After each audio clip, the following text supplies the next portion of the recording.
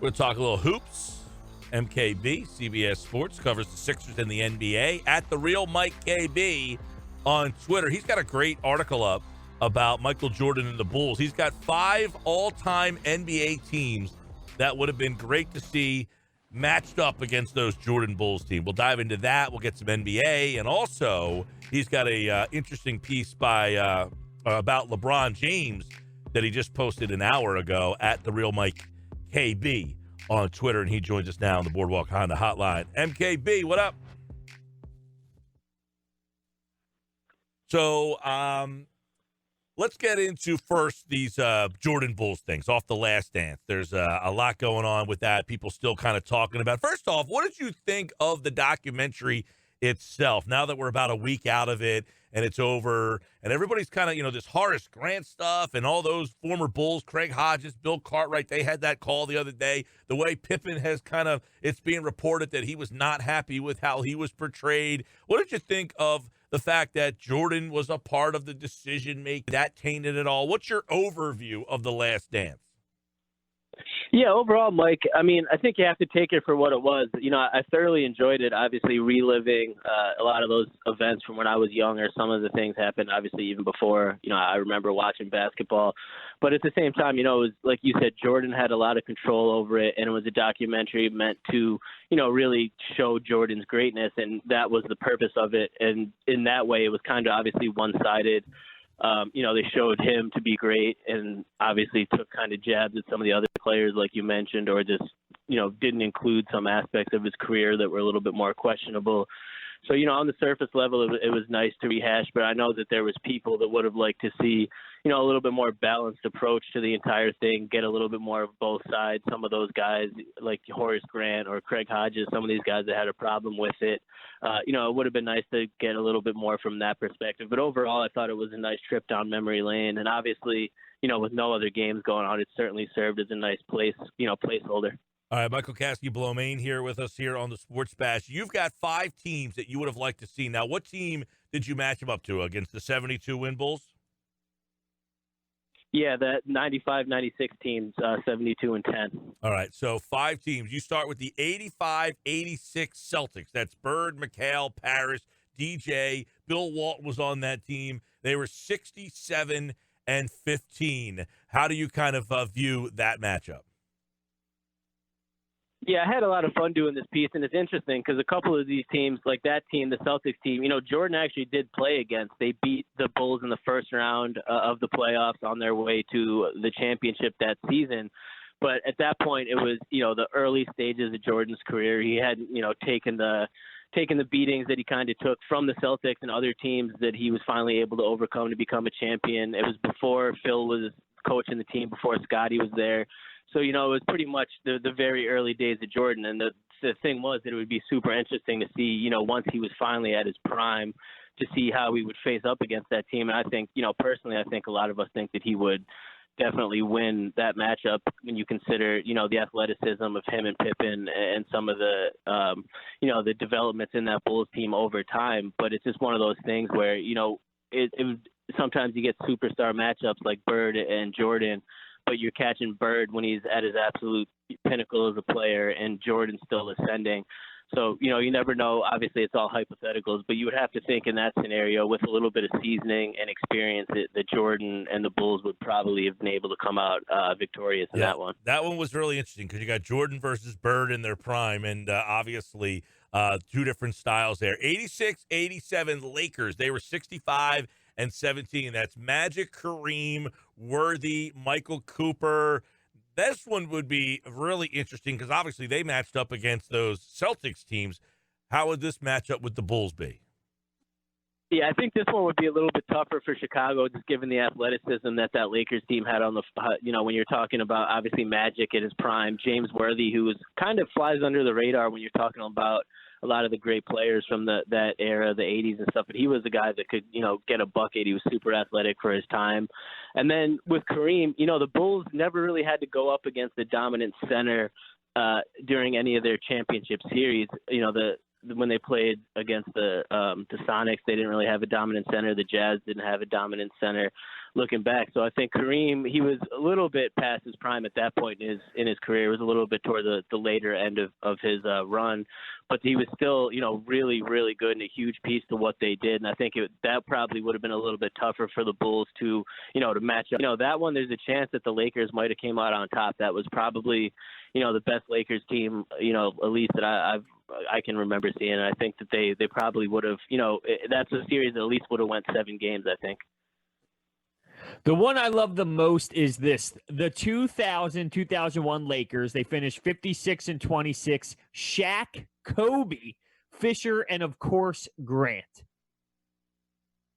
Oh, yeah, I think that's the main one. That was the first one that popped into my mind when this, the idea for this article was, broached to me by my editor. I think, obviously, with the comparisons between, Jordan and Kobe and how Kobe is the closest that we'll probably see to Jordan, obviously just that alone, it would have been fascinating to watch those two go back and forth, and knowing how competitive they are and knowing that, a matchup between the Bulls and the Lakers would have had to been in the finals. And it just would have been really, really awesome to watch those two competitors go after it. And then you have to factor in the Shaq aspect too. Other than Jordan, during that period of time, Shaq was probably considered to be the most dominant player. He's widely considered to be the most dominant big guy ever. And he actually, he played Jordan obviously twice when he was in Orlando, but he didn't really turn into the dominant Shaq that we all remember and know today until he was in LA.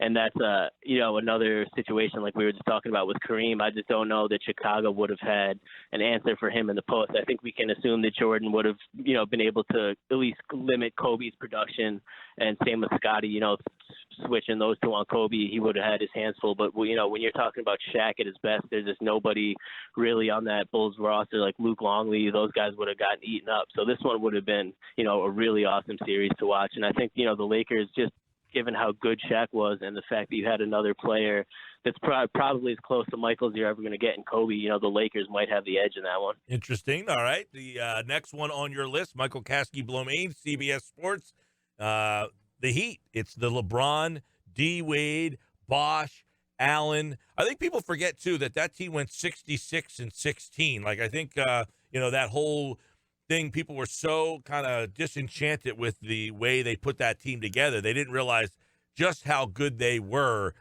Tremendous offensive rating. They were a very good defensive team, too. So the 12-13 Heat or the 72-win Bulls? Yeah, like you said, Mike, that Heat team was great. And I think at the time people just reacted kind of, whatever to it because it was almost expected. Like you said, after the way they built it and they announced, all 3 of them signing at the same time and, not 1, not 2, not 3 titles and all of that. And then the way they lost in the finals the year before, I think there was a lot of apathy kind of toward the Heat at that point. But they won, 27 straight at one point during that season. They were winning games by, 15, 20 points, it seemed like every night, and they were just dominating. And then, matching them up against the Bulls would be really interesting, obviously, because you're talking about 2 of the best wing duos of all time. You got, obviously, Jordan and Pippen going against, Michael or LeBron and D. Wade. And that's one, given the fact that LeBron is, at this point, he's kind of risen to the point where he's considered by many to be, if not the best player of all time, at least the, number 2 right behind Jordan right there. So to see those 2 guys, go against each other at the highest level would, be something that any basketball fan would want to see. And it'd be really interesting to see how LeBron and Jordan would kind of play off each other. Obviously, LeBron has a little bit of the size advantage. Would he try to take Jordan down in the post a little bit more? Would he spend a lot of time defending him? There's, a million hypotheticals you could kind of branch off of that matchup. But at the end of the day, again, I don't know who would win that one. I think maybe the Heat would have a little bit of an advantage. I think they were a little bit deeper. Chris Bosh is a guy that was kind of underrated. Ray Allen was still, not in his prime, but still really good at that point. So that was a pretty stacked team that, definitely would have given the Bulls a run for their money at least. The last team on the list here is the 2016-17 Warriors with Steph Curry, KD, Clay, Draymond, and Iggy. And I'm finding a hard time in my brain picturing how this would actually look with a squad who just jacks up a ton of threes and then the old school basketball where there's a bunch of people packing the paint. Yeah, absolutely. This would probably be the biggest culture clash between any matchups in terms of how the Warriors played their game, which was, like you said, almost entirely perimeter oriented, and the way the Bulls played, which was not necessarily inside out, but triangle wise, which led to a lot of mid range shots, a lot of post opportunities. And I think this one would. I think the Bulls would be able to match up decently well. I think Kevin Durant would probably be the X factor if the Bulls could slow him down a bit, because if anyone's going to be able to, lock up the Splash Brothers and prevent them from having a huge impact, it would be Jordan and Pippen. You could obviously put those, interchange, put either of those two on those guys and minimize their ability. Or, if you want to put Pippen on Kevin Durant and slide Ron Harper on Klay Thompson, I think the Bulls actually matched up pretty well. And then, of course, probably the most interesting matchup in that one, which I noted in that article, would be Rodman and, the guy that some people consider Rodman 2.0 in today's NBA, Draymond Green. I think watching those two battle, for rebounds and then just trash talk each other to death would be probably the most interesting aspect of that whole series. But, those are probably the two best teams of time, at least the way, in the history books. But I think the Bulls might actually be able to, outlast the Warriors. It would be close, but I think that the matchup favors Chicago in that one. That's Michael Kaskey Blomain, CBS Sports at The Real Mike KB. Those are his top 5 matchups against the 72-win Bulls.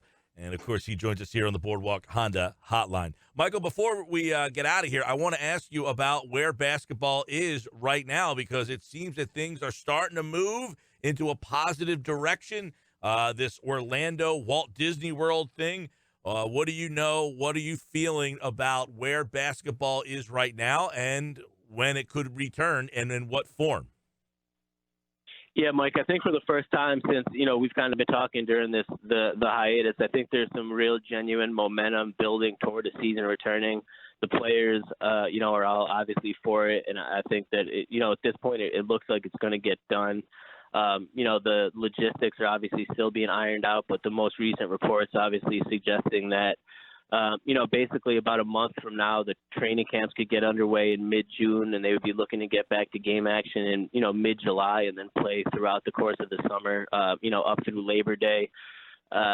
Obviously, like I said, the logistics would still need to be figured out in terms of where exactly it would be. But the idea of the bubble city, which has been, floated out basically this entire time, is really starting to come into form. It looks like you said, with Orlando being potentially the main and only destination, or potentially splitting it between Orlando and Vegas.